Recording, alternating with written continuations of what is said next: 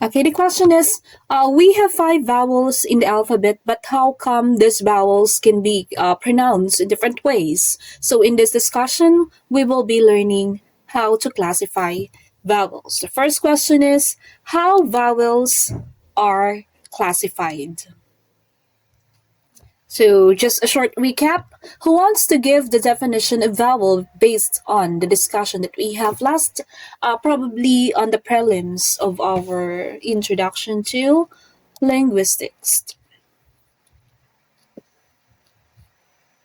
Yes, may I hear from Monique? Good morning po, ma'am. Vowels are sounds that are produced without such obstruction. Thank you po. Okay, so you remember that vowels are produced without obstruction. It means that there's no restriction, unlike the consonant. When there is walang restriction, is it open or closed? Is your mouth open or closed if there's no restriction? Melanie. Ma'am, a vowel sound is produced when mouth open and allows the air to flow freely po. Okay, thank you so much. It means that you really mastered the definition of vowels and consonants. So, yeah, you are right. Vowels are produced with mouth open. It's like the A, the E, the I, the O, and the U. But then, we have 3 ways on how to classify the vowels. The first one is the height of your tongue. The second is the backness. When you say backness, ang dila ba ay paurong or pasulong? That's the backness of your tongue. And the last is the roundedness. Ang lips nyo ba ay pabilog or unround or hindi bilog? So later on, as we dig deeper in our discussion, you will be identifying the 3 ways on how to classify vowels, because on the consonant last time, you have 3 ways as well. Okay, I will be projecting my Neo LMS once again. Vowels can be classified depending on the height of the tongue. So that's what we call as the high, the low, and the mid vowels. Later on, I will be showing you a video on how it was done. So basically, again, when the front or the back of the tongue is raised towards the roof of the mouth, the vowel is called high. This is the case of pill, meet, look, soon. And also, you will be learning, bakit may mga vowels na mabilis bigkasin? Why there are vowels that you should be pronouncing it long or matigas? Katulad ng pill. You will not say peel. You will say peel. The P-I-L-L. We also have the word meat. Why is it pronounced as meat, not met? So there are some rulings. When the front of the back or the back of the tongue is low as possible, the vowel is called as when it is low, example natin, land, star, dog. So pababa. Hindila. When the tongue is occupying the position intermediate between the high and the low, we call that vowel mid. It's like get. You can look on my face. You can also follow how I speak. You can have your simulation at your own. You can open your microphone. You can open your cameras for you to have the drills. You can repeat after me. So, yun. We have the get. We have the... Where is that? We have the middle. Yun na nga po, mid ang tawag. It's like the get. So, if you see the symbol of letter E inverted, it's called a schwa sound. Schwa sound. Later on, the video will be explaining how it would sound. Next. Depending on the part of the tongue that is raised, most vowels are classified into front, back, and central vowel. So, what are the examples of the front, the back, and central vowel? So, ito na nga po yun. So, front, back, and central, yan po ang basis natin ay dila. Paurong, pasulong, or sa gitna lang yung positioning ng dila. Another is high, mid, hindi lang na ano sa na-capture lang dito sa ating diagram, the high, the mid, and the low. Ang dila ba ay pataas, pababa, or sa gitna ang positioning? So, yun ang vowels. Okay. Another is when the front part of the tongue is raised towards the hard palate. So, we already identified what hard palate is, diba? On our discussion, on our previous lecture, the vowel is called front. Example natin, meet, get, land. So, pwede siyang, in the example of meet, what is meet? It is in the front ba siya? High ba siya, low or mid? Ang word na meet. Pasaan ng dila? Meet is high. Front po. Okay. So, when it comes to the height of the tongue, siya ay high. Am I right? Yes. But when it comes to the frontness or backness, pasulong or paurong or sa gitna, ang word na meet. O, ano yung dila nyo? Meet. Meet. Meet. Meet. So, it is front part of the tongue is raised towards the hard palate. So, front siya.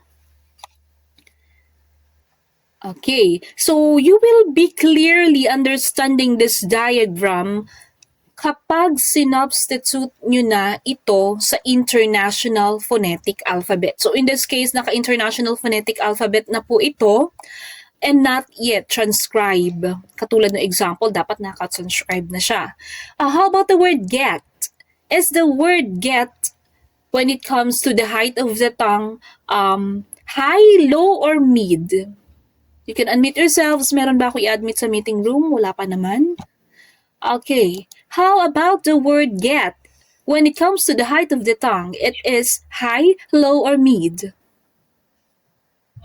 Mid. Yes, thank you so much. Okay, mid siya. Or pagitna. Okay, next. How about the word land? Sa height naman. Land. Low po. Okay, low. Thank you so much for getting it. Okay. Even though they are in the high, the mid, and the low, they are, when it comes to the backness and the frontness, they are in the front part. So, front vowel siya. It means, pwede siyang, basta front vowel can be high, mid, and low when it comes to the height. When the back part of the tongue is raised towards the soft palate naman, you try to remember ha, when we talk about hard palate, siya ay front. When we talk about soft palate, siya ay back. Okay? The vowel is called back as in star, dog, law, and soon.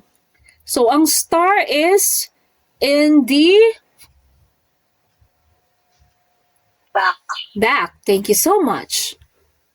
Okay, back siya. But when it comes to height, ano ang word na star? Low po. Okay, thank you so much. So, low. Correct ba? Yes, correct. Next, how about the word dog? Low pa rin ba? How about the word soon? Soon is high. High, but in the case, high, back siya. Even though siya ay back vowel. Next, when the front part of the tongue is raised towards the back part of the hard palate. Back part. Front, back part of the hard palate. So, it's called central. Central siya. How about sa height naman? This is a mid. Tama ba? Mid height and central. When it comes to when it comes to the backness or the frontness of vowel. So, it means dalawa yung nadidiscuss na natin. How vowels are classified. The first one is to the height of the tongue. The next is it the frontness or the backness? So, specifically on the video, ang tawag sa kanya backness. Height, backness, and the third is the roundness. So, dito, hindi ko lang na-include yung example sa roundness, but later on the video, you will be seeing the example. So, they are called primary cardinal vowels, the one here. This high, low, and front back dimensions of vowels articulation are also referred to as vowel quality. To illustrate how the articulatory properties of vowels relate to each other, a vowel chart is commonly used as a reference system. So if consonant is also having their consonant classification chart, vowels also have. So here, this is how a vowel chart look like. Okay, imagining yourselves, class.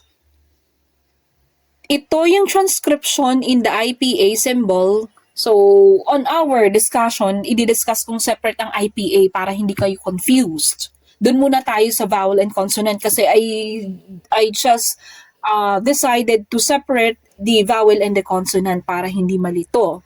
Therefore, let's continue. Here's the sample. You try to remember and you can illustrate na din. Nandiyan na yung positioning application nitong first diagram, itong pangalawang diagram. It can be seen from this chart, some vowels do not differ qualitatively, but also quantitatively as indicated by the colon as the diacritical for length. So, meron tayo dito mga diacritical marks. Ito yung mga colon. Okay. Yan. Okay? So, long as opposed to short vowels also differ by being tense as opposed to lax. Okay, so when it comes to the way on how the vowels are pronounced, we have called tense vowels, we have non-tense vowels. So tense vowels are produced with a deliberate, accurate, maximally distinct gesture that involves considerate muscular effort. So mas intense, mas effortful ang pag-pronounce ng tense vowel. Tense vowels are either long vowels or diphthongs. So class, later on I will discuss diphthongs, monophthongs, and triphthongs. Dun muna tayo sa mismong vowel. How will you know, class, kung mahaba mong ipopronounce yung letter? For example na lang, yung letter E. Will you say pit or will you say pit? Diba? How will you know? Kapag mahaba mo siyang ipopronounce, like the pit, it is called a tense vowel. Are you getting it, class? May I hear your response? Kindly type number 3 if my discussion is still clear. I wanna see your responses. You can tell me if you're confused. Kasi, class, I'm telling you, pakomplikado ng pakomplikado ang ating introduction to linguistics. We're not yet in the IPA. Yes, thank you so much. So you just try to remember from the word tense, diba? From the word tense, mas effort. Long vowels are called tense vowels. Thank you so much. So let's continue. First, Ma'am, yes? can you elaborate kung paano po malalaman kung medyo na-confused po ako kung paano paano ko malalaman kung mahaba ko siyang bibigkasin? Later, class, it's the IPA. So, I will be teaching you, pag marunong na kayong bumasa ng IPA symbol, malalaman nyo kung mahaba or mahaba or mabilis nyo siyang bibigkasin. Okay. So, later on, I will show you the video and this will be guiding you. So, that's the essence, class. Bakit itinuturo sa linguistics ito? Why it is your first subject in English as your major subject? Kasi it will be teaching you how to pronounce words correctly, di ba? Others would say, example natin, others would say book, that following the International Phonetic Alphabet, ang correct pronunciation pala ay hindi book, but book. Did you get a point? Because book is a tense vowel, for example. Diba? So, yun. Usually, ang pinakang easiest way to spot if you will pronounce it longer than the usual kapag double letter. Yung vowel. Yun. That's one of the manifestations. Katulad nito, double vowel ang M-A-T.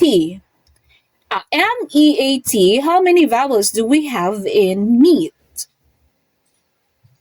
How many? 2. Therefore, what's the best way to do it? You pronounce it tense vowel. So you pronounce it longer. Okay, let's now have the next. What's the opposite of tense vowel? The lax vowel. So when you say lax vowel, it is non-tense, of course. They are produced rapidly and are therefore short, as in peel. Hindi siya peel, but peel. And how will you know in the IPA symbol if you should pronounce it in a lax manner? Capitalize I ang kaniyang transcription in the IPA symbol. So here, you try to look on my cursor. It's moving. This vowel is represented by this IPA transcription or symbol. Yan. Kapag nakita nyo siya sa IPA, don't worry, we will have a separate discussion for this because you will be transcribing International Phonetic Alphabet. Papabasahin ko kayo, ito ang makikita ninyo sa inyong mga binabasa. Hindi ito. Okay, it's a separate discussion kasi hindi pwedeng labo-labo ang ating lecture. Doon muna tayo sa vowel and consonants. So now, this one, if we will translate it into IPA, ito siya. So what's the rule? It is a laxed pit. How about this one? This one is the met. Ayan siya. Then going back to the rules, anong positioning ng mouth? Is it a front? Is it central? Is it back? Is it close, mid, open, open? So it depends. Just stick to the rules. Pag nasa gitna, lagi siyang mid. Ito, mid ito. Itong part na to, mid. Okay, lagi itong mid. Ito ay laging, ano ba ating rulings dito? Going back, di ba I have mentioned naman? Alin ang mga high? Alin ang low? Alin ang back? Alin ang front? So later on, mas maliliwanagan kayo when you watch the video. But basically, first, it looks like this. Ito, the boots. Ito siya. Book, ito siya. Itong symbol niya sa IPA. Sword, the O, parang O, sword. Soft lang siya. Dito siya. About, schwa sound. About, bird, ito siya. Hindi siya beard. It's bird. Diba? How about this one? You will not say dumb, but dumb. Because the symbol is like this, the How about this one? This is not cat. This is not a cat. This is having the sound of vowel. The as in Americanized. Cat, cat. It's like, it's not pat, it's not fat, it's not pat, it's pat, it's fat. So that's how it is, Americanized version of the IPA. It's not cat, it's cat. It's not black, it's black. Are you getting it, class? Okay. So, if your follow-up question is how can we know if it is pronounced that way? The answer is you refer to the International Phonetic Alphabet kung paano siya na-transcribe. If you know how it is transcribed, then you will know how it should be pronounced. So, what is the first thing you should do? The first thing you should do is to memorize the IPA symbols or the sounds. Okay, is it clear to you?